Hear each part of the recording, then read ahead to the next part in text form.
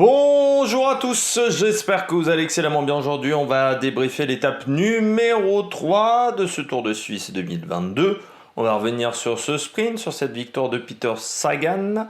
On va parler également du bilan des Bleus, top flop comme d'habitude. Et puis on reviendra sur la Mont Ventoux dénivelé challenge qui a eu lieu aujourd'hui. Je vais pas faire une vidéo spéciale sur la Mont Ventoux dénivelé challenge, mais on débriefera pendant cette vidéo la course que j'ai regardée. Alors j'ai regardé la course masculine, j'ai pas eu le temps de regarder la course féminine pour une raison extrêmement simple. Ce matin, j'ai commencé à attaquer la préparation du prochain Tour de France masculin et féminin, ce qui veut dire que j'ai 30 étapes à préparer, à analyser. Ça veut dire que ça va prendre beaucoup de temps. Donc là, j'ai déjà commencé un petit peu le job, notamment pour savoir quelle étape de la catégorie histoire je vais faire, dans la catégorie histoire je vais faire. Enfin voilà, me creuser un petit peu la tête. Donc on est au tout début. Mais je commence dès maintenant parce que voilà, on va avoir quelques journées très intenses pour préparer ces étapes.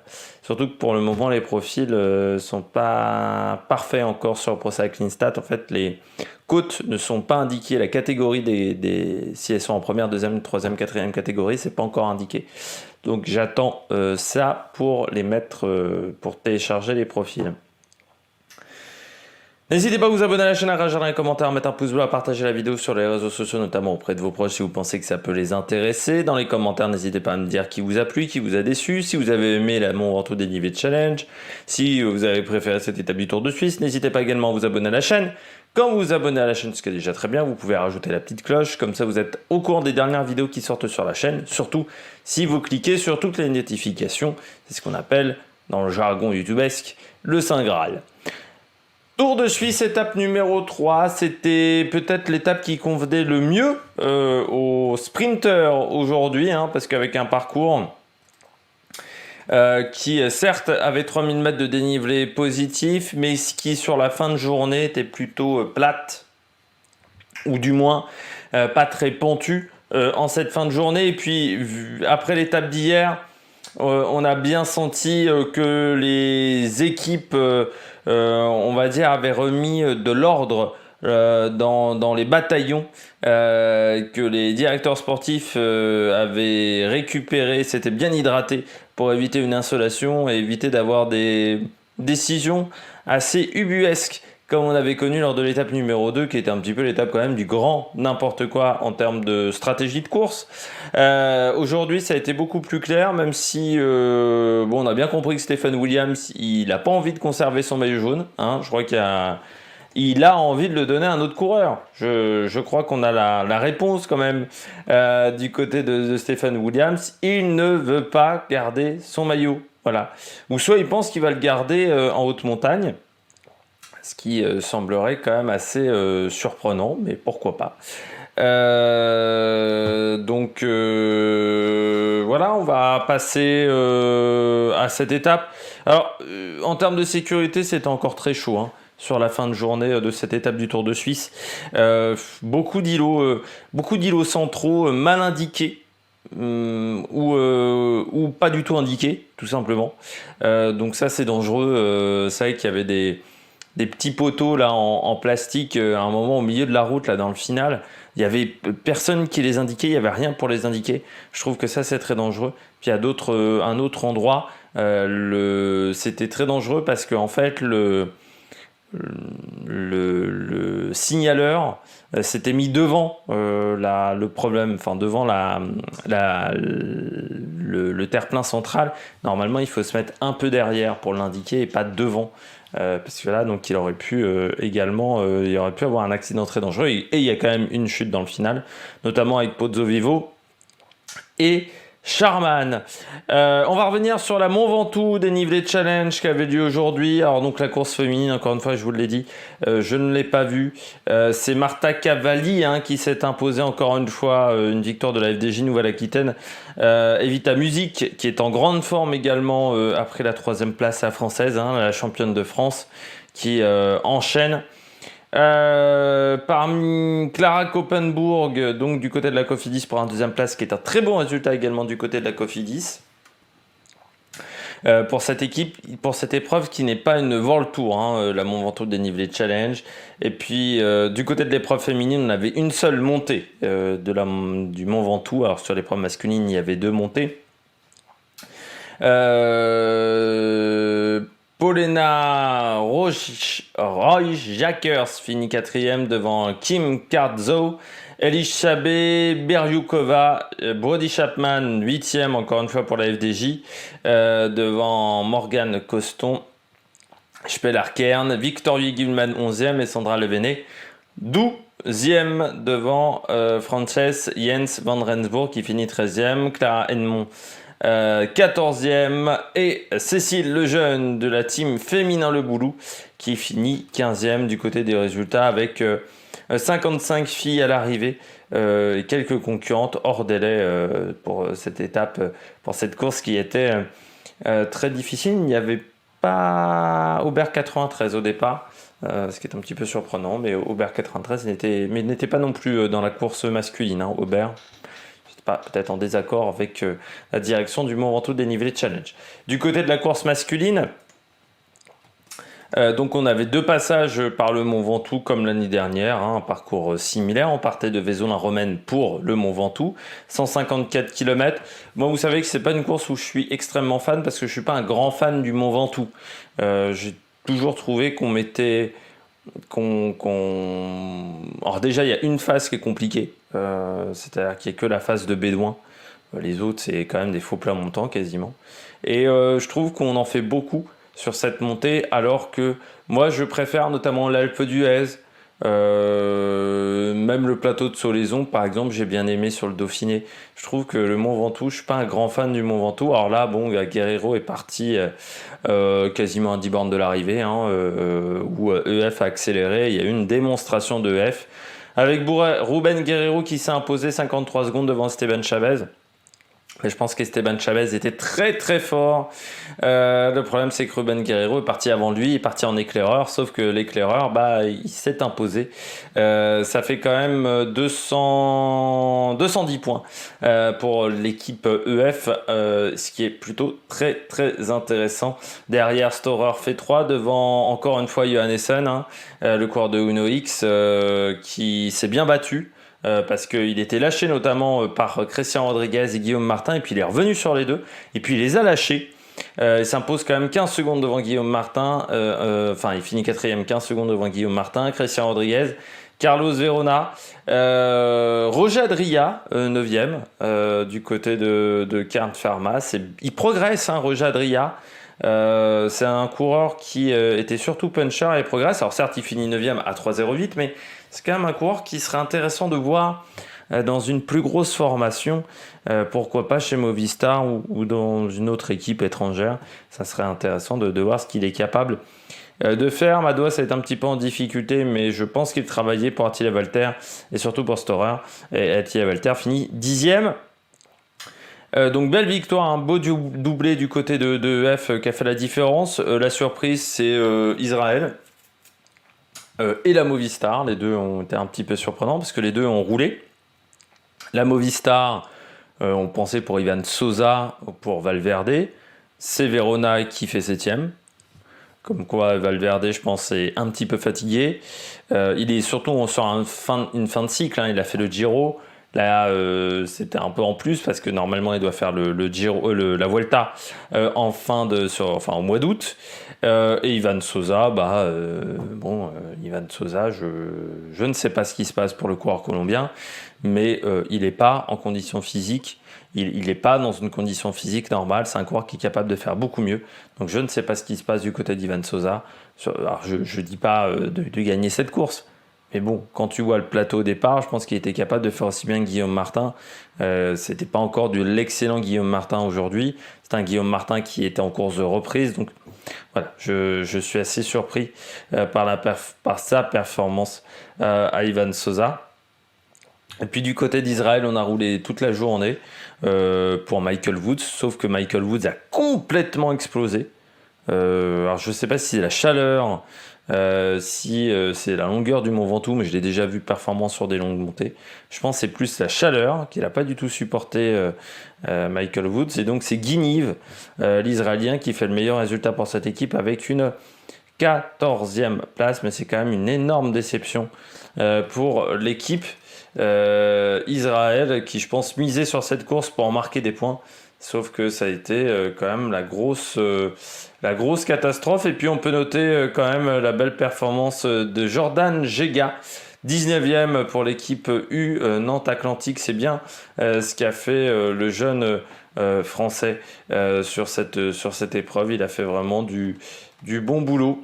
Et donc surpris par la faible performance de Michael Woods du côté d'Israël, qui avait mis beaucoup de monde à rouler pendant toute la journée, comme du côté de la Movistar, on avait roulé toute la journée, alors que chez EF, on a roulé surtout dans la fin d'étape, avec notamment Simon Kerr ou Meraoui Koudous également, qui ont travaillé. Et ben voilà, on a fait le bilan de cette Mont Ventoux dénivelé challenge. Je pense qu'on peut passer tout de suite au bilan des Bleus. Du côté du bilan des Bleus, -7 désormais pour la Total Energy, pour le point JR, avec cette victoire de Peter Sagan. Ça fait du bien. Ça fait du bien de revoir Peter Sagan parce que c'est un grand monsieur quand même du cyclisme, même si on peut ne pas l'apprécier. Mais c'est un grand monsieur du cyclisme international. C'est un monsieur qui a quand même du mal depuis 2 ans et c'est toujours triste quand on voit une star qui commence à être en difficulté. Pardon. Qui n'arrive plus à faire des bons résultats, qui n'arrive pas à performer tout simplement. Et c'est vrai qu'on s'attendait à un retour au niveau du côté de la Total. Et puis bon, les premières courses n'avaient pas été très intéressantes. Et puis on s'est aperçu très vite du côté de la Total qu'il y avait un problème physique. Selon Jean-René Bernodeau, qu'on n'a pas réellement trouvé. Il s'est juste reposé du côté de Peter Sagan. Et puis c'est revenu. Alors est-ce que c'était peut-être des restes de la Covid, parce qu'il l'a attrapé 2 fois, je crois, Sagan, la Covid. Donc peut-être des restes, des résidus de Covid. Et il s'est complètement reposé. Et puis là, il est de retour. Il a fait un stage aux États-Unis. Il a dit que son stage lui a fait beaucoup de bien. Sur les 2 premiers jours, dimanche, il était pas l'eau sur la première étape. Hein, je vous en avais parlé. Et j'avais trouvé déjà qu'hier, c'était un peu mieux. On sentait que ça allait un peu mieux pour Peter Sagan. De là, le voir s'imposer aujourd'hui, je ne m'y attendais pas totalement. Même si le plateau de sprinter au départ n'est pas si impressionnant que ça. Il y avait quand même du Michael Matthews, du Chase Ball, du Pidcock également, du Christophe, Brian Cocard, même Trentin. Donc il y avait quand même un petit peu de monde. Et son sprint, il est costaud, le sprint de Sagan, parce qu'il anticipe son sprint. Alors il anticipe, surtout il profite du fait que Christophe a lancé, je pense, un peu trop tardivement, mais il était parfaitement placé. Il a montré les muscles pour garder la place derrière Christophe. Il a mis des coudes, il y allait. Mais c'est un beau sprint, c'est un sprint qui va lui donner de la confiance parce que il s'est débrouillé en plus un peu seul. Total a fait du bon boulot pendant toute la journée pour contrôler l'échappée, mais dans le final, il manquait peut-être un petit peu de monde autour de Peter Sagan, mais ensuite il a montré qu'il avait encore des qualités de sprinter. Alors encore une fois, c'est pas Jacobsen, il n'a pas battu Jacobsen, il n'a pas battu Merlier ou même Arnaud Démare, mais ça fait du bien quoi. Ça fait du bien à 32 ans, après ce qu'il a subi. Première victoire depuis 9 mois pour Peter Sagan. Il est peut-être en fin de retour. On va voir dans les jours à venir. On va voir demain. Parce que demain, ça peut convenir également à un sprint. Voir ce que ça va faire pour Peter Sagan. Mais au moins, il est de retour. Et puis, 3 victoires en World Tour, là, en 10 jours pour l'équipe de Jean-René Bernodeau. Même en 1 semaine pour Jean-René Bernodeau. Costaud quand même. Avec Villarmoz, Ferron. Et là, Sagan. C'est du solide quand même depuis quelques temps, donc chapeau chapeau pour l'équipe Total. Et puis ça montre que le recrutement de Sagan était une bonne idée. Et puis ça montre que Sagan avait besoin de changer d'air. Mais ça, je l'avais déjà dit l'année dernière, qu'il avait besoin vraiment de changer d'air, de quitter Labora, où il avait besoin de se remettre un petit peu en danger. Alors certes, j'aurais aimé qu'il aille dans une équipe peut-être un peu autre sans son staff, sans une partie de son staff et de ses équipiers. Mais s'il a besoin de ça pour performer, et si grâce à ça, il arrive à être au top niveau, bah, il faut peut-être faire cette concession là. Du côté des Bleus, on continue avec Brian Cocard, deuxième. C'est bien ce qu'a fait Brian, parce que sur ce Tour de Suisse, il n'a pas de poisson pilote. Il n'y a pas Benjamin Thomas, notamment, donc il est vraiment obligé de se débrouiller seul. Et on l'a vu là dans le final, à 2 bornes, il est hyper loin. À 2 bornes, il est au-delà de la 20e place. Donc c'est vraiment très difficile. En plus, moi je me suis dit, putain, c'est un peu houleux. C'est pas forcément là où Brian Cocard est le meilleur, dans les sprints un peu houleux, un peu dangereux, très techniques. Donc en plus seul, je me suis dit, ça va peut-être pas le faire. Et puis le sprint a été filmé quand même en majorité en caméra hélicoptère. Puis d'un coup, vous voyez un petit maillot rouge et blanc arriver. Et puis c'est Brian Cocard qui s'est débrouillé seul, qui a fait une très grosse fin de sprint. Parce que je pense qu'il est derrière Chesbol, Matthews et qui remonte très très fort dans le final. Et puis ça fait également des points, encore une fois, pour Cofidis pour le World Tour. Donc c'est plus qu'intéressant, parce que vu que F a marqué pas mal de points aujourd'hui, voilà, Cocard prend quand même, alors vous allez me dire c'est que 25 points, mais c'est quand même 25 points pour le coureur français. Et puis là aussi, pour la confiance avant le Tour de France, c'est intéressant pour Brian Cocard, ça montre que les jambes sont pas mal pour le coureur français. Le bonnet d'âne du jour, c'est Thibaut Pinot, encore 2 minutes de perdu aujourd'hui pour Thibaut, qui finit 99e de l'étape à 2,57. Je pense qu'il a été ralenti par la chute. De toute manière, pendant toute la journée, il n'était pas très bien placé, Thibaut Pinot. Après, Ion Izagirre également, perd 2 minutes 19 en passant.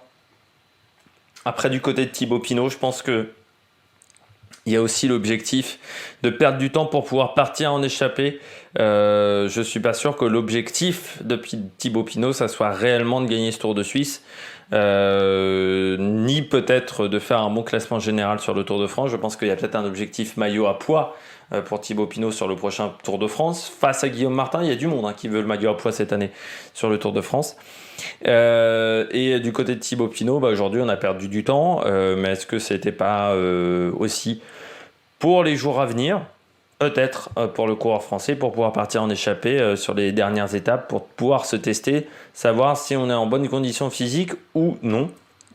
Donc c'est pour ça que autant pour Gaudu, je suis un peu inquiet, autant pour Thibaut Pinot, je suis quand même plutôt rassurant quand je vous en parle. Alors je ne sais pas pourquoi, c'est peut-être mon cerveau qui délire, c'est peut-être la chaleur parce que la fenêtre est fermée et qu'il commence à faire chaud en ce moment depuis que le départ de l'enregistrement. Mais je suis plutôt confiant pour Thibaut Pinot sur la suite de ce Tour de Suisse. On passe tout de suite au coureur au top. Attaque de Marlou. Ça va être rapide du côté des coureurs au top. On en a 3 aujourd'hui. Je commence avec Alexander Kristoff. Dommage pour Alexander Kristoff. Adrien Petit a fait un très bon boulot pour placer le train de l'équipe. On voit, il n'hésitait pas à bien placer Kristoff pour que Kristoff fasse pas trop d'efforts. Je pense que du côté d'Intermarché, Kristoff lance un peu tard. Alors Sagan a lancé tôt, mais il lance 15 mètres, 10 mètres, enfin au 215, 225 mètres. Par contre, Kristoff, il doit lancer qu'au 150. C'est trop tard, surtout pour Alexander Kristoff, qui a quand même toujours été un sprinter long. Il aurait dû lancer avant. Alors, est-ce qu'il ne s'attendait pas à être dans cette position-là ? Est-ce que c'est un problème de communication avec son leader, avec son poisson pilote qui était de nouveau Pasqualone, je ne sais pas. Mais l'organisation n'a pas été encore totalement parfaite.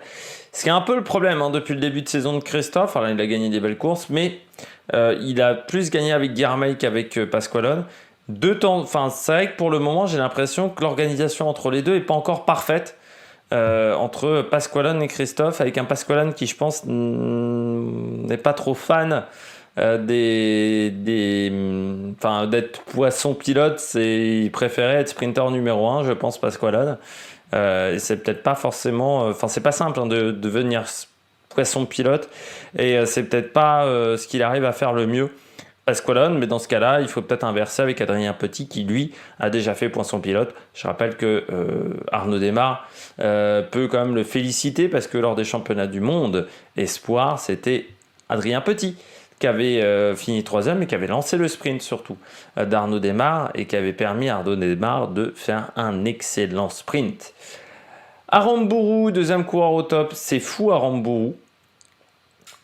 Qui est maintenant à la Movistar, c'est que il est presque meilleur sur les sprints à plaque, sur les sprints en côte. C'est un coureur qui passe bien les bosses, ça on est tout à fait d'accord pour le dire, mais c'est pas un sprinter qui sprinte bien dans les bosses. Et plusieurs fois, j'ai eu ce constat, parce qu'en plus, moi, Aramburu, on me l'avait vendu comme un super coureur. C'était Guillaume Di Grazia qui le vendait un petit peu comme ça à une époque sur Eurosport. Or, c'est un coureur intéressant, mais c'est pas un champion du monde en puissance non plus, Aramburu. Et surtout, Aramburu, il est pas bon quand il sprint dans les bosses, parce que à chaque fois que je l'ai vu dans des sprints, que ça soit en petit comité ou avec des bosses, ça se passe pas très bien. Je pense que c'est un coureur qui a aussi besoin d'être en confiance, de ne pas avoir trop de monde autour de lui. C'est un petit peu un comble pour un sprinter puncher. Et hier, par exemple, Aramburu, il fait pas un bon résultat. Il est 10e ou 11e. Mais aujourd'hui, ça s'est beaucoup mieux passé pour le coureur espagnol, avec un bon sprint à l'extérieur, où il fait vraiment du bon job. Donc c'est pour ça que j'ai tendance à dire que c'est un sprinter qui passe bien les bosses, mais qui n'est pas un sprinter de boss. Et puis je termine avec Koen Simon, ce cours de la Trek. Très belle journée encore une fois de Koen Simon. J'ai l'impression qu'il nous fait une Pierre Roland sur ce Tour de Suisse, c'est-à-dire aller récupérer des points tous les jours, un petit peu tous les jours, pour tenter de sécuriser ce classement de la montagne. Il a à peu près la même stratégie que Pierre Roland, encore aujourd'hui. Ça fait 3 jours. Ça fait 3 jours qu'il est dans l'échappée, je crois, Koen Simon.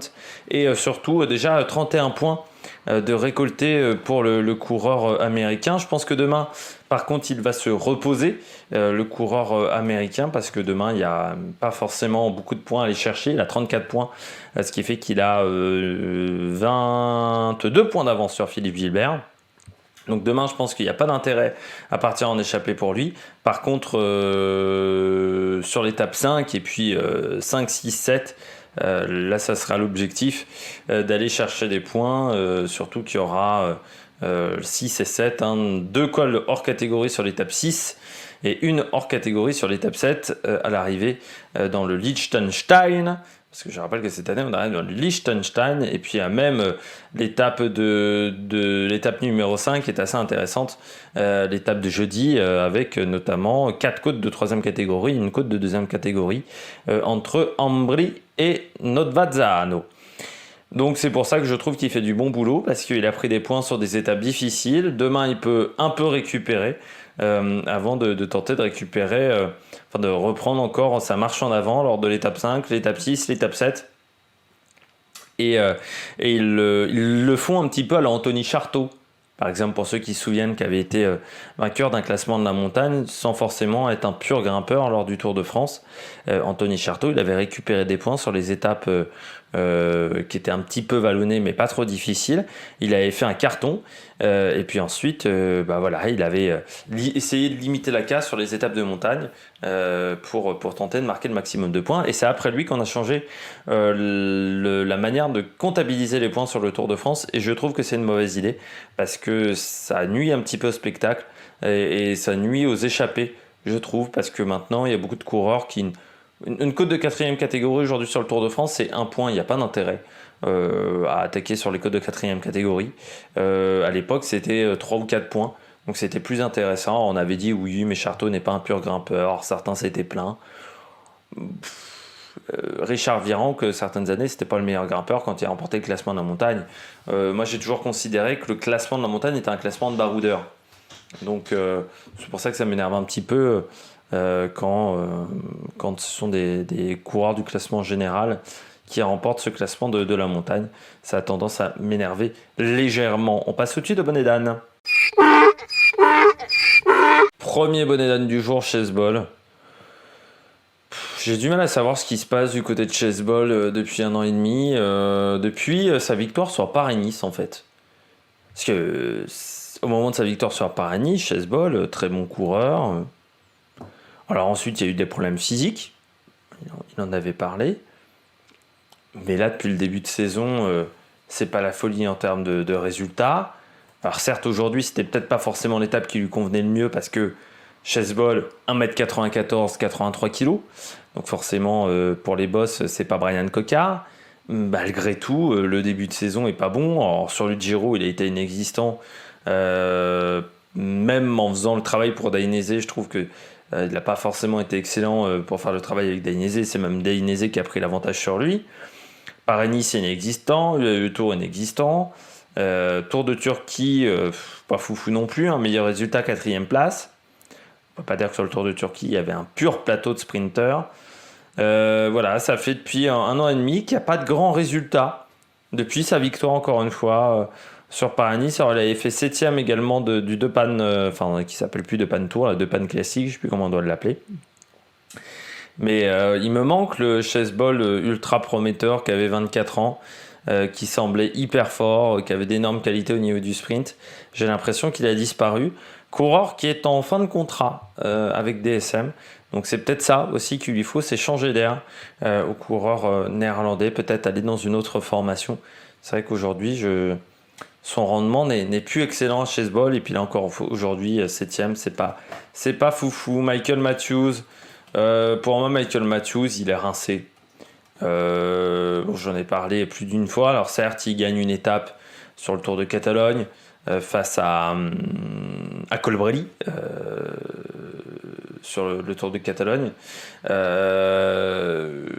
fameuse étape où Colbrelli a fait ensuite son malaise cardiaque. On n'a plus de nouvelles en ce moment de Colbrelli. Il a fait 7e de l'Amstel. Bon, moi je l'avais trouvé pas mal sur l'Amstel, mais j'avais dit dans un sprint, il remporte pas son sprint, je crois, du côté de l'Amstel. La Flash Brabanson, 7e aussi. 11e de la Bruxelles classique, dans des conditions difficiles. Mais pour moi, en fait, le problème, c'est que Michael Matthews n'est plus un sprinter. Et on l'utilise encore comme un sprinter, ce qui, je trouve, est une erreur. Alors, sur le prochain Tour de France, il sera avec Dylan Groenewegen. Donc, il devra partager le leadership. Ce qui fait qu'on verra comment ça va se passer pour Michael Matthews et Groenewegen, parce que Groenewegen me semble meilleur sprinter sur le plat que Matthews. Après, Matthews aura quand même des opportunités, pourquoi pas l'étape de Longwy, par exemple, même le col de Mende, ça peut lui convenir à Michael Matthews. La montée d'Orange à la Berre, s'il est dans une échappée. Mais aujourd'hui, Michael Matthews, pour moi, ce n'est plus un sprinter. Et ça montre aussi le problème de Bike Exchange, c'est que Bike Exchange n'a pas forcément énormément 105, ils n'ont pas 10 coureurs de grand talent dans l'effectif. Et au niveau des points UCI, ils commencent aussi à être dans une position dangereuse. Et aujourd'hui, moi, j'ai pas trouvé que c'était fort de la part de Michael Matthews qu'il a fait aujourd'hui. 8e sur un sprint avec cette densité-là, il doit être mieux. Il doit être mieux, et moi je comprends pas pourquoi il s'est retrouvé aussi loin dans ce sprint. Je continue avec Charman. Alors Charman qui est tombé lourdement aujourd'hui. On peut avoir des petites inquiétudes quand même pour Charman qui a fait un bon Giro, qui était plutôt bien sur l'étape 1 notamment, il finit 2e. Mais là aujourd'hui il est tombé assez lourdement. Pas de chance pour lui en plus, il tape à 4 km de l'arrivée, donc il perd 53 secondes, comme Pozzovivo en passant et Masnada. Parce qu'il y a eu pas mal de quick step qui a été pris dans la chute. C'est dommage pour lui. Oui, Casper Asgreen par exemple perd du temps aussi. C'est dommage pour Charman parce que voilà, il a fait un bon Giro en tant qu'équipier où il prend pas un bon Giro pardon Charman, qu'est-ce que je dis, mais on l'avait vu, moi je l'avais vu, c'était où non, je racontais une connerie, c'était pas sur le Giro, Sharman. Oui, non, j'avais vu le résumé du canton d'Argout, où j'avais vu qu'il avait pris la 2e place, mais également sur l'étape 1, c'était pas mal. Pour un coureur qui, c'est vrai, depuis quelques temps se cherche un petit peu. Donc je m'étais dit, ça peut être pas mal, là, pour Sharman, pour se remettre en confiance, ce Tour de Suisse. En plus, chez Bora, on cherche quand même du monde autour de Vlasov. Et il est tombé très très lourdement quand même. Très violemment. J'espère qu'il s'est pas fait trop mal. J'espère que ce sont que des dermabrasions. Mais c'est toujours un petit peu inquiétant quand tu vois le haut du maillot au niveau du dos complètement brûlé. Tu te dis, ça a dû taper très fort. Pozzovivo aussi est tombé. C'est la 2e fois qu'il tombe Il était tombé également en fin de Giro. Donc là aussi, ça peut être un petit peu inquiétant pour Pozzovivo. Bon, c'est dommage. C'est dommage pour Sharman parce qu'il pouvait un peu se redonner de la confiance avant le Tour de France. Donc c'est un peu triste. Et puis Marc Hirschi, Joe Lapoisse, Marc Hirschi, depuis le début de ce Tour de Suisse, c'est au moins le 4e changement de vélo. Là aujourd'hui, il a changé 2 fois de vélo. Et puis avec vraiment un énervement, je crois, important. Je ne sais pas ce qui se passe avec UAE, parce qu'il y a eu pas mal de crevaisons, de problèmes techniques chez UAE. Pourtant les vélos ils ont des Colnago, donc c'est plutôt la Rolls des vélos, avec Specialized et Pinarello. Mais je ne sais pas ce qui s'est passé du tout depuis quelques jours chez UAE, parce que pas mal de changements de vélo.